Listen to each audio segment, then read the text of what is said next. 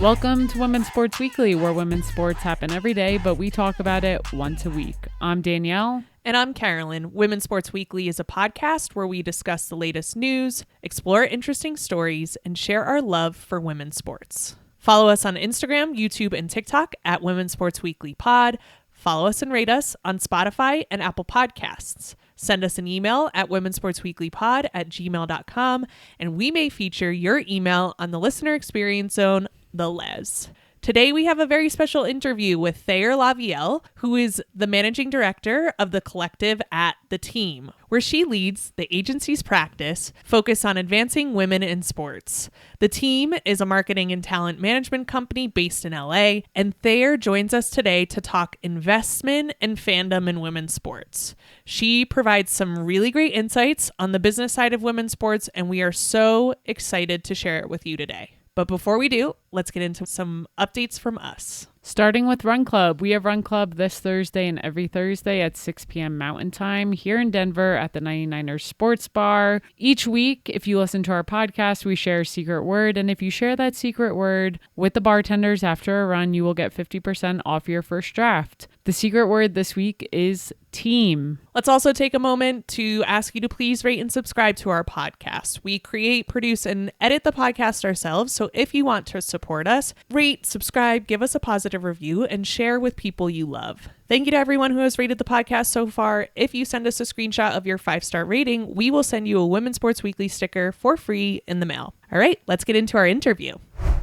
Thayer Lavielle is managing director of the collective at The Team, where she leads the agency's practice focused on advancing women in sports, entertainment, and music. Since launching the collective in 2019, she has grown it into a multi-million-dollar business and helped create 2 industry-first platforms for women's sports, the Collective Think Tank and the Collective Marketplace. Before leading the collective, Thayer oversaw talent marketing and operations for the team's women's coaching and broadcast divisions, helping athletes and talent build meaningful brand partnerships. Across her career, she has negotiated more than $250 million in sports and entertainment deals and worked with major brands. Thayer was recognized as a 2019 Sports Business Journal Game Changer and received multiple honors for leadership and DEI advocacy in sports business. Welcome to the show, Thayer. We are so excited to have you and have so much to talk about, so let's get into it. Thanks for having me. It's so nice to be here, and I'm excited for the conversation. So we are going to get into investment first. We have a lot of questions for you, and I'm going to read back some of your research, mostly because I think it's really important for our listeners to hear, and then would love for you to expand on it and get your thoughts. Revenue from women's sports grew 4.5 times faster than that of men's sports between 2022 and 2024. But it's estimated that the women's sports market makes up only 2% of the $75 billion of revenue generated in 2024. Can you talk to us a little bit about how women's sports are valued and how that valuation has changed over time? Yeah, thanks for leading off with a real softball. We're getting right into it. Listen, I mean, I think what's super fascinating just about women's sports right now is that like 5 years ago, nobody would have debated this conversation. It would have been like, was there enough demand? And here we are really talking about infrastructure and scale and how we're valuing things. You know, the great news is actually for all of women's sports across the globe, because we look at it really globally, is that there are now billionaires with a B investing in women's sports, which means that they are not looking at it as something that's a nice to have. It's actually a real investment vehicle for them and underpriced and undervalued assets, which is very cool. The way that we've looked at valuing this, and we did this, I think you're referring to the report we did with RBC, the New Economy of Sport, and we went in, and what we argue is that, and we argue this across a lot of different elements of the women's versus men's games, is that you can't at this point in time hold those things up as equal, because number one, women's sports just hasn't had the length of runway that men's have enjoyed across the decades, if not century of time. The second piece of it is that therefore the infrastructure around those leagues has been incredibly different and has had to build itself Lego by Lego. Now, there's a lot of benefits to that as well, which means that we are in a digital first economy now. We are scaling way faster. Women's sports is scaling way faster than men's sports was at their points in time similarly. So I would say that the way that we have looked at this valuation across club and league valuations has been across 40 different variables. And these 40 different variables are everything from what does the market look like in that city or that league itself? What is the team operating on in terms of what's their front office like how are they coupled with a men's team, down to do they have separate sales teams for tickets, all of the different, really getting down into variables, because when you get into and you split these variables apart into 40 different measures, you can start to play with levers differently and start to plus up where it's appropriate. Not falsely, but you can start to say, well, maybe that might be a little bit higher, or maybe this media valuation could go a little bit higher. So we feel like there's a lot of opportunity to look positively on setting up a great investment story, which is really what we've been focused on for the last 7 years across the collective. So we see a lot of times, Danielle and I, access to women's sports as one of the biggest barriers for investment and people watching and buying in. For example, not being able to watch games. When Danielle and I first started to watch the WNBA, we had to go into the black market of the internet to find the games. We've been to games before where they're not selling the merch. There's no merch online. There's no goalie merch online. We see it shifting, but how do we get networks who purchase the broadcast rights and team executives on board to provide what we're asking for?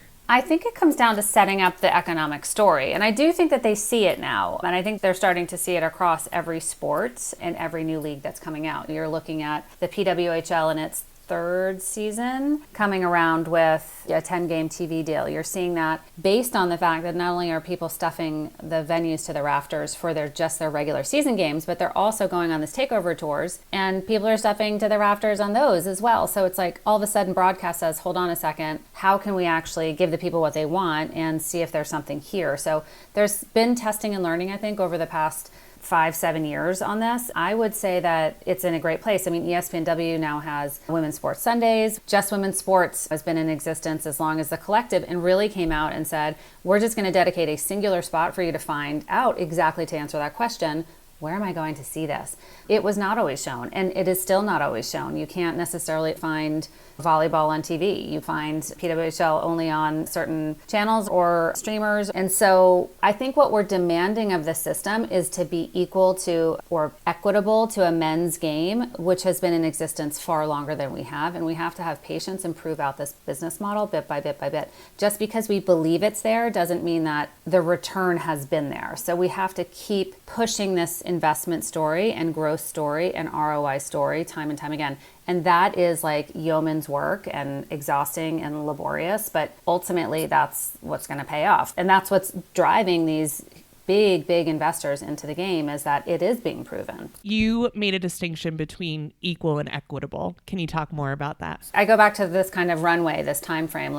Why would we be equal at this time? When you look at the NBA versus the WNBA, the NBA has 50 years on the WNBA. So I don't think anybody's thinking, well, we should be equal to them. And the players have said, we're not looking to be paid equally. I mean, ideally, that would be lovely, but also it's a business model that needs to work. We want equitable chances to be able to start from a place, to have the same types of opportunities, to be able to gain at the same level and rate, and to not have to feel like we're constantly crawling out of a hole. I'm not saying that that's what the players felt like at the WNBA, but I am saying that with the pace of acceleration on sponsorship dollars being infused into the system, with media dollars being turned on, with fans being turned on, it is very clear that women's sports is an ecosystem that has arrived, is here to stay. It is not a moment in time. It's not these big moments, major athletes, Olympic spikes. It's really institutional. Cities are building facilities around this.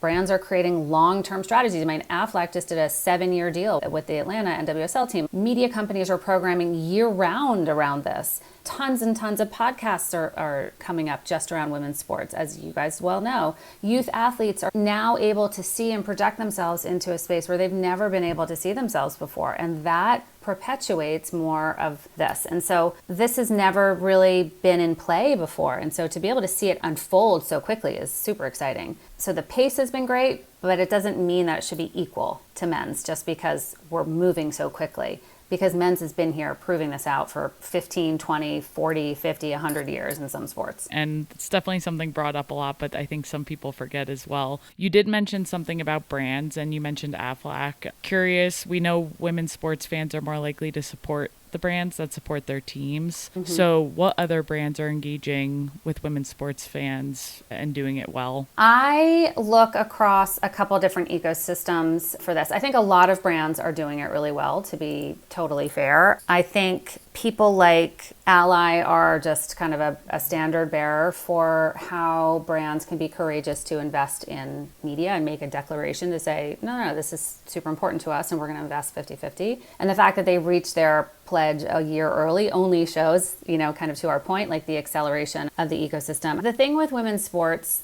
that I think we have to acknowledge is that it's often tied to how girls in youth sports come up, right? And there is a propensity for girls to not engage in youth sports past a certain age because life, whatever the factors are, they start to menstruate, they don't feel that good. Youth sports is now oftentimes you're very focused and on a one-track thing, and if I'm not the best, then should I be doing it? And there are boys, and maybe I can't get there on time, or I don't have a ride, or whatever the barriers are or the friction points. So there's that, those pieces to it. But what happens is the ecosystem has to build towards that. And so what I mean by that is brands are really the accelerators of growth for this and for growth within women's sports. And that comes from supporting the entire ecosystem. Dove is doing enormous programs around particularly women's soccer around the world, but they're looking at it from how do we invest in body confidence and making sure girls know it's just okay to play and be on the rec team and not the academy team in your local market.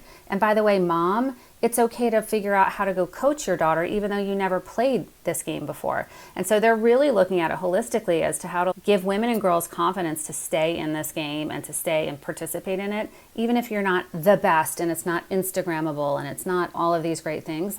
Just go do that. Heineken looks at it from a really cool place of this watch economy and this pub economy. They're really looking at how do you actually encourage men and women to start to watch women's sports across different geographies, basically. They'll even go so far as to play off of the superstitions and replicate women fans. I think it might have been Champions League, but they'll literally pull up and make a direct replica of a very specific team's fan base, where they gather to watch every game. And they pulled it and replicated it in the new market where the tournament was happening in order to give these fans the exact same experience, because sports fans are so superstitious. So just fun ways to play around how women's sports is competitive. They're really fun to watch and fans know that. And so all of a sudden sponsors are saying, how do we do this? Gatorade, they've been invested in athletes and this athlete journey from youth to pro to motherhood to all of these things. There's endless amounts of them. Sephora, Charlotte Tilbury, Elf, you look at Nationwide, you look at in the NWSL and really looking at how people are giving back in their communities, and they do that across men's sports and women's sports, or AT&T and their storytelling around women's sports. I feel like there's a lot of brands that are activating incredibly well and in ways that are equal parts. How do we contribute to the broader system to how do we actually, do well for our brand? Those are some great examples. So there has been so much growth, and I know that women's sports fans who have been here from the beginning, there's some protectiveness over the growth and feeling of am I going to get left behind? You've made a great point of women's sports is not where men's sports is. And I think some women's sports fans would argue we don't want to be like them. So can you talk about how women's sports can grow in a way that still honors the fans who were there from the beginning, but also operate in this world of capitalism and make money for the players and the teams and the owners. I love this topic because I do feel like women's sports fans who have been there from the get-go should be honored and seen. And by the way, they're very different in WNBA than they are in women's soccer, than they are in volleyball, because they're literally this grassroots fan base, men and women that are there. They're also often groups that have felt unseen or underappreciated and not included in other sports ecosystems. It's kind of like music, actually, where they really feel like it's an inclusive environment based on what sport they're in and who they're following. I think that that is the key actually for investors to really be mindful of, because at its core, I would assume that these fan bases actually do want to make sure that their sport or their team is growing, right? Of course we do. That's why we're in it. But you also want to be recognized as we were first adopters. We were here first. To what end? I'm not really sure. I think to be able to hold that sport or that team to be a cherished commodity is something that the brands and the teams as they grow and the leagues as they grow really need to work to consider how to keep that magic. I don't know what the answer is there. And I think each team has its own magic, but I do feel like brands can certainly help to create that. But on the other hand, change happens. We are here, and this is what everybody has dreamed of and what we've all pushed for. So we also have to step back and go, this is going to be different. I just hope that we can continue to feel seen and heard and continue to perpetuate this incredible community of inclusion that we've, co-developed. I'm not sure we'll get there by closing everybody off, though. So switching gears a little bit to talk more about infrastructure development. Venue naming rights can serve as a large investment into women's teams, and also having an exclusive team venue can create a better fan experience. Across all women's sports, we see teams playing in venues that are not technically theirs. Can you talk more about the value of having a space for the women's team and how it serves as a large revenue source? Yeah, a team that has its own stadium is one that can craft its own destiny. It is a place where you can not only build your own story from a revenue and sponsorship perspective, because you can really determine how, if you're building it from the ground up, how you want that to be set up for your fan base, which I very much would argue that women fans, and that's not to say that only fans of women's sports are women, but women fans in particular fan differently than men. We have less time to do it. We do 2.5 hours a day of more just unseen labor. And so how can venues actually see that and recognize that and set up the entire experience for success for women? Period. End of story. That is also carries through to women executives, front office, coaches, trainers. We're all juggling a lot of things in our life, and players, right? And so it's not just about making sure that we have the right trainers for the right training at the right time of the month, and the knees and the this and the that, or the right size showers for super tall people, or whatever the things are. But it's also about crafting, and back to the fan question, crafting this experience that these fans feel like that was so much fun, and I feel like that was worth every penny for me to go and spend not only my money, but my time. And now I'm excited because I'm also bringing my friends, and I'm also bringing my family, and we're all turning into big fans.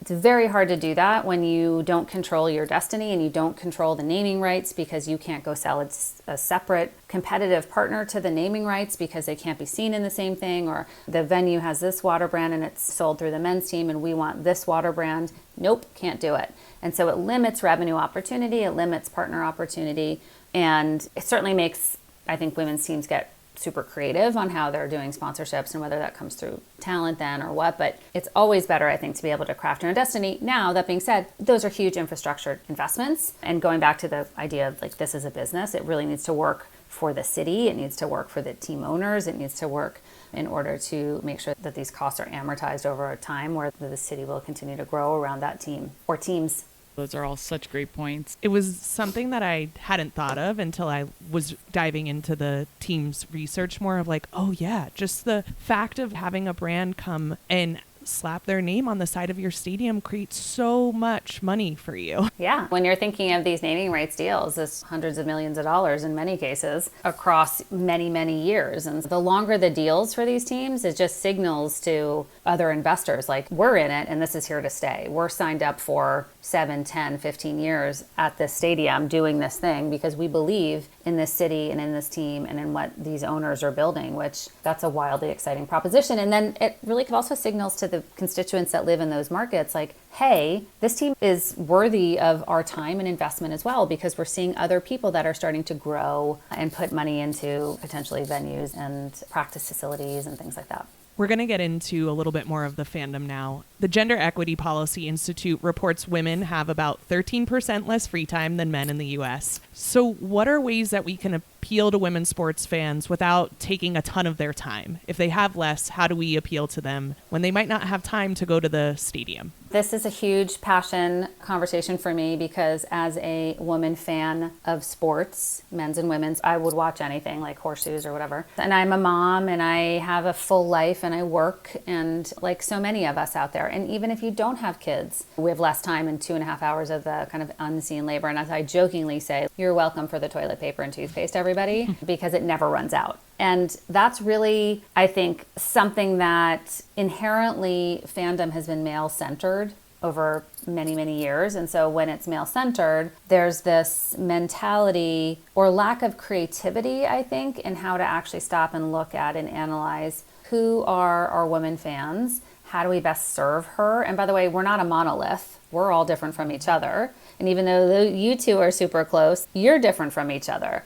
And so how can a venue understand who you are, down to what you're spending, why you're spending it, how you're spending your time, the types of things you're focused on versus what Danielle is focused on? How can you guys think about, how can these venues think about the experience if you're taking kids there? Like, hey, I'm going with my kids and I want to make sure that we're all having a great time and that there's good food and that we're entertained from the minute we line up to the minute we leave. And that I don't feel like I've been gouged and I don't feel like I'm only feeding them cotton candy. Not that there's anything wrong with that, but that there are other options, because we're only as happy as our least happy child, truly. So make this experience awesome for parents, particularly moms. And then if you're just going with friends, make that particularly fun. So what is that night out feel like, or that day out feel like? Is there a DJ? Are there different types of options for beverages and food and seating arrangements? We have lots of ideas. The other thing is that I would say it's even more so is out of venue. How do you do this out of a venue? How do you actually capitalize on my fandom of New England sports teams? I don't live in the market and I want to engage. And so what are the opportunities for them to capitalize on my fandom here? Or if I just have other things to do, like I don't have 4 hours to go sit down and watch a football game. Like I don't. And it's the same way I don't have 4 hours every week to go play golf. That's a once in a while thing. And so how can we get smarter about engaging her in a way that really understands who I am is different than you are, Carolyn, is different than you are, Danielle. So that is what we really focus on, is like, we know that we're different. We know that we're avid sports fans. 72% of us across the world are avid sports fans. A quarter of those think it's one of the most important things in their life, and yet we don't have time. And we have all the disposable income, right? We're like literally running the table on the economy, and yet nothing is changing. And so I would argue that general operators, teams, leagues, et cetera, across men's and women's sports need to go from this ticket, I got to sell the tickets, fill the stadium, get the thing, blah, blah, blah, to like, how do you actually become a fan engagement company first and foremost? Like it has to be the whole surround sound for that family to really succeed and that woman to really succeed in her fandom. That is a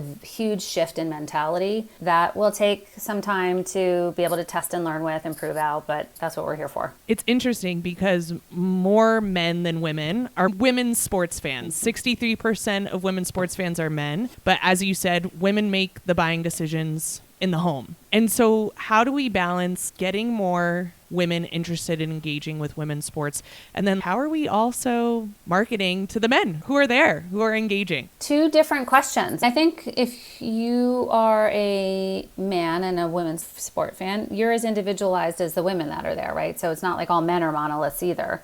And they're in it because they passionately feel that women's sports is super competitive to watch, very fun, pure. I often hear like, it's just a pure version of the game, whatever sport that is. And so they're in it for potentially more competitive reasons, but they're also there because it feels inclusive, and that's the vibe that they're looking for. That particular fan may not necessarily be like, they may be more of somebody who wants to feel like we're in a community. We're watching this as a community, and I don't need to necessarily paint my face. I don't know. I'm not sure what. It depends on, I guess, where we are in the season and how far along in the playoffs, right? To try to get more women in, I don't know if that's the goal, or if it's because I feel like that's trying to prove credibility to something that people just may not either have time or interest. So are there ways that you could probably get more top of the funnel interest because teams and leagues are putting out different social media or brand campaigns that might attract the attention of a woman who may just not even be aware of women's sports, or that, I know that women play basketball, but do I need to watch that? Because I'm already busy watching the teams that I grew up with, which weren't women's basketball, right? And so again, going back to this kind of time obligation, like you're fighting against a lot of different factors of her time and wallet, and it's not necessarily just other sports, or it's her job, it's juggling a million things. And so I think it's how can you use brands to be able to get out as far and wide as we possibly can. I think that's a really interesting point. And I want to actually get into these 3 types of fans that you all have identified through your research. And so they're ISO fans. And I'm reading back your research to you. I love it. But I was like, which one are we talking about? Yeah, I love it. So good. So ISO fans who tend to, I've heard you mention, they kind of lurk. They do it on their own. You have duo fans who like to do it together, which I think is how Danielle and I, when we started dating, we became duo fans. Like, we're going to do this together. It's a thing that we share together. And then social fans. Social fans are fans who like to do it in community. And I want to say this because I think social fans has grown so much, especially with the rise of women's sports bars. I can go into a women's sports bar now and turn to the table next to me and just talk about the game that's on. And that I could never do that before. Where the problem lies in women's sports is that ISO fans continue to be more prevalent in women's sports than in men's. The average across the PWHL, WNBA, and NWSL is 18%, and it's a lot lower among men's sports. I would love to hear your perspective on, are we trying to target the ISO fans and make them duo? Should we be focused on the duo fans and make them social? Because we know that if they're in the duo or social fan base, they're more likely to invest. So can you talk to us a little bit about that and what should be the strategy there? Yeah, we loved this study, and this was done by Risa Izard she was an assistant professor at UConn and was then a graduate or like a PhD student, I think, at UMass at the time, and now is at Parity leading their research. So she's super smart, and we love everything she comes out with wherever she is. And Parity does such great research also. This study was so interesting for us because what it really did was look at how fans are fanning around women's sports and how are they specifically thinking about the acceptability of being a fan, if you will, and what's really feeling clear on it. So I don't know if it's necessarily moving ISO fans to social fans. I don't think that's necessarily the move. I think the move is to make sure that ISO fans feel so comfortable being ISO fans that they're investing in the system. Because again, we're competing with everybody's time, men or women. And so how do we actually ensure that we have an opportunity to provide everybody where they want to be, the experience that they want? And so for us, it was less about how do we move them and how do we engage them differently. It was more, which I think is, by the way, up to the leagues to be able to dive into those stats, because I think it was the WNBA went down significantly over time, which is where they started with this original study was like, oh, well, hold on a second. In the 5 years since we looked at this, literally the entire world has changed for women's sports. So let's go dive back in. And lo and behold, a lot of those fans moved into a different category. So I think that will happen naturally. I don't think it's necessarily a forced thing. I do think we'll take those ISO fans all day long because we want them lurking. We want them buying the keychain or being like, did you guys watch that WNBA game? Or even just being able to say is there a community for me to watch NWSL? Or I didn't know that I liked women's volleyball so much. So I kind of feel like we'll take you however you come in and know that the product that's on the field of play is so good that they'll stick around. And then eventually they might actually have the courage to go with somebody else. But I even think that study today, I think the speed at which this industry is moving is going so quickly that that's probably even different today, 2 years later. I know for us, we meet so many people who are like, I never played basketball, or I don't even know much about basketball still, but I just love watching, and it's because a friend introduced it to them, or everyone around them was watching and getting excited, and they're like, what am I missing out on? So I definitely think there's a lot of power in that. Agreed. I'm constantly struck by working in the space. I'm sure you guys agree with this. Like working in the space, it just feels like so much momentum and so much great growth and so many great things and so many proof points of infrastructure and investment and all of these things. And then I go to the internet and I'm like, wow, when people talk about, when they pose questions around sports, it's only the big four men's teams or leagues. And I'm like, really? Not even a consideration set in there? So it makes me crazy. But we're going to keep going. I also think it's interesting. We've also met a lot of fans who are like, I'm here for the drama. I love the WNBA because I love to know who's dating, and it's gotten me into the sport. But I think women's fans especially, they like to have a lot of access. And I know for me too, it's why we got into the podcast. I love to tell the story and to have all the context. So can you talk a little bit about how to balance that? Because I do feel like women are asked to do a lot more marketing, a lot more of sharing of their daily life. And they do it incredibly well. So they use it to their advantage. And also, like, if you don't want to do that, if you want to be more of like, I want to just show up and play the sport that I was destined to play, how do we manage that as like what we ask for from our athletes? I think there's a lot of ways to answer that, because the recent CBA, for example, that is exactly who they're trying to serve, are the people like, hey, let's just get baseline to baseline so I can just go ball if I want to ball, right? Now, I would argue in the history of women's sports in the last 8 years, just taking that, because women have been playing unbelievable sports for long before that and long before any of us were born, that when the pandemic happened and we were all sitting at home, stuck on our phones, there wasn't a lot to look at. And guess who we saw repeatedly were women athletes, because they had learned how to lean in and use social media long before any of us actually understood that, because we were not there. We weren't living on our phones. And so we were all of a sudden turned on to, what does April Ross eat for dinner? And how does she stay so fit? Or how does Alex Morgan, juggle all of her life, or whatever the things are. And so we became curious about the humanity of these women. And that in turn helped us then, when women's sports came back online, first, might I add, Kathy Engelbert did the first virtual draft, not the NFL, as a brand new commissioner, by the way. Props to her. She'll tell the story of like literally having her kids steaming the jerseys and handing them to her. And she's like on the job for 2 months or something, or 3 months. It was crazy. And then we had the She Believes Cup, but like there was a bubble in July, and then we had the Wubble and the NBA bubble. And so like women really led, and it was the year of George Floyd. And so there was an enormous amount of social justice stuff going on, and the women led there. And so it was a place, this digital and social ecosystem, where women were very, very comfortable, and not as many male athletes needed to be, candidly. So we did a study with RBC coming out of that saying, well, what is the value of that? Right? So what is that value? Well, it turns out they're 2 times as engaging, even though at that point they made 21 times less on the field of play. They had to go make up 82% of their income off the field of play. And so where do they go? Let me build my follower base and my fan base, which builds loyalty, which builds interaction and engagement. So therefore, as a brand, now I'm a brand, I am able to capitalize on that for myself. So where the NBA has become this like massive cultural property now, there are incredible matchups and rivalries and great stories and beefs and all this stuff that we tune in for the competition. But there's also fashion and creator economy and celebrity ecosystems that are being built around this, which is super fun to watch. But it's really this social virality that has pushed, I think, a lot of these sports forward. And now you're seeing that trickle down into NIL, and now you're seeing that trickle down into like collegiate, even high school, for men and women. They're all cluing in like, oh, if I can really tap in and perfect this system, I can make a lot more money individually. Now, I have all sorts of opinions about what that means, but we won't go there today. But I would say that sponsors and like partners really finally are starting to understand this audience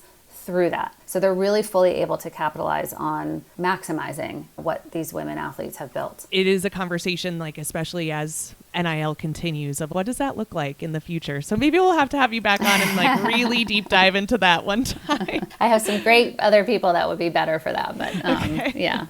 Yeah, it's not a system that's necessarily set up for women athletes. For sure. To be maximized, but You've been quoted as saying equity will not happen by momentum. It will only happen by design, and I love that. The research the team accomplishes and shares is just amazing, and like I said, I've just loved diving into it these past couple weeks. So what is the team exploring next? What are you passionate about looking forward? What else do we need to know? I'm excited to tell you about a couple things. One is we just came out with this one in the end of February, March timeframe, which was around the NCAA. So there's a long-held report called the Acosta-Carpenter report, which basically over 40 years went in, almost 40 years went in, and every 2 years would count how many women athletes there are, how many women coaches, how many assistant coaches, how many women's sports programs, right? How are those counted? How are those counted across the entire NCAA ecosystem from, soup to nuts?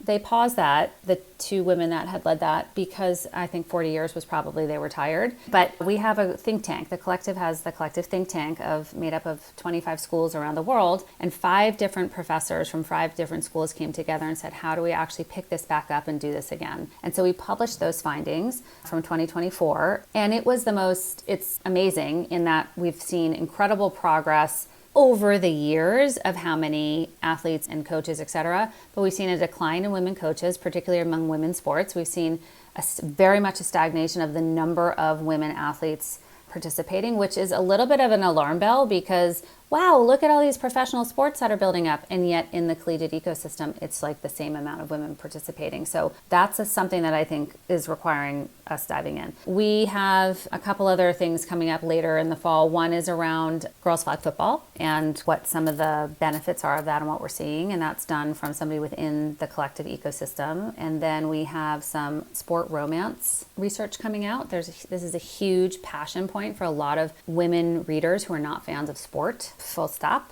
Pulling Heated rivalry. We love it. Heated rivalry, but it goes way beyond that. Yeah. And how many new fans this genre is bringing in is pretty cool. And then really our big thing is that the collective is launching in music because guess what? Oh my gosh, women need investment in music. What? And this study will really look at women fans of live music. That's great. I have so many questions because I'm like, there's a whole Title IX piece that's happening within NCAA, and we've done a deep dive on Title IX before, and the way that is enforced or the lack of enforcement and all of that, I think contributes to so many of the things that you're speaking about. So we'll be on the lookout for anything that the team puts out. It's really, really great research. I appreciate the compliment. It's hard work by many different people across our ecosystem, internal and external. And so we're just appreciative of people engaging with it and honestly hope it serves the broader industry just to continue to try to convince people to put more money in. And then something we like to ask everyone that comes on the show is, who is your favorite athlete in women's sports and why? Oh gosh. Past, present, or future? Past, present, or future. Can I have 2? Of course. Okay, so I'm going to say just from my childhood, I would say my mom, because my mom is a woman who had 4 kids by the time she was 26, decided to go back to college. We lived in Providence, Rhode Island, went to Brown because as one does with 4 kids at 26 or whatever she was, probably 28, and decided I also think I want to play lacrosse. And so she went off and started to play lacrosse and obviously made the team and was all New England at like 30. And I was 4 and remember going kind of being babysat at her practices by other teammates and stuff. So she would be one because she really just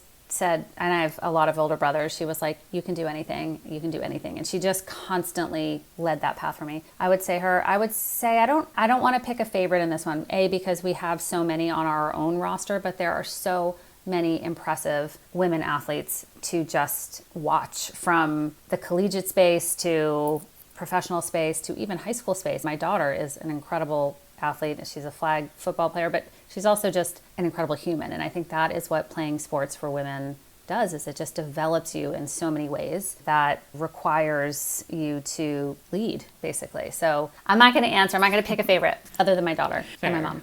We asked Ryan Rucco, and he was like, I'm not doing this. This is a trap. Yeah, it is. It is. When you represent so many of the athletes, like, I understand that. But thank you for sharing. I have my favorites from a personality perspective, but even that I'll be quiet on. Thank you for sharing about your mom and your daughter. Your mom sounds amazing. Yeah. So. She is. Both are amazing. Yes. Where can people follow and support the work you do? So we have an incredible newsletter, actually. If you go to wearethecollective.com, All of our research is there. We publish it for free every time because we want everybody to be smart. You can sign up for our newsletter there. And then we have a presence on X and Instagram. And then obviously LinkedIn. You can follow me or follow the team. And yeah, you guys are doing great work. And I'm so appreciative of the messages that you bring out and the guests that you have on. Your podcast is really well done. Thank you. We're trying. We're doing great. We're trying. Yeah. Thank you, Thayer, for joining us. That wraps up our interview for today. Be sure to follow all of the great work Thayer is doing with the Collective team on Instagram at @the_team_collective. And the website Thayer mentioned, again, is www.wearethecollective.com. That's it for this week. We will see you next week on Women's Sports Weekly. In the meantime, watch Women's Sports, rate and subscribe to the pod on Spotify, Apple, and YouTube, and share the podcast with your friends. Thanks for joining us.